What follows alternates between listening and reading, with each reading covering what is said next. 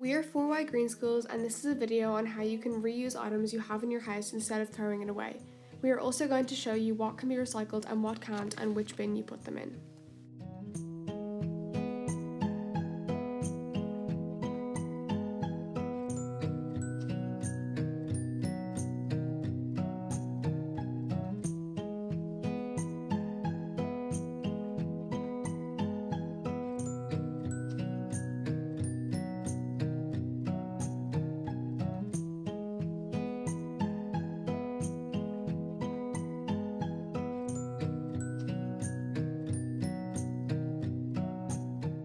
Okay, so the first thing is tinfoil, which can't be recycled.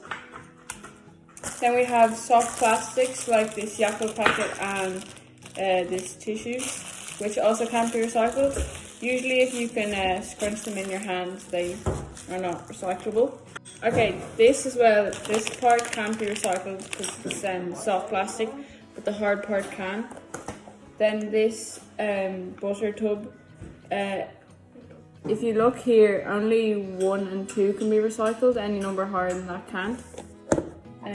For this jam jar, you're going to have to clean it out and then bring it to a recycling centre.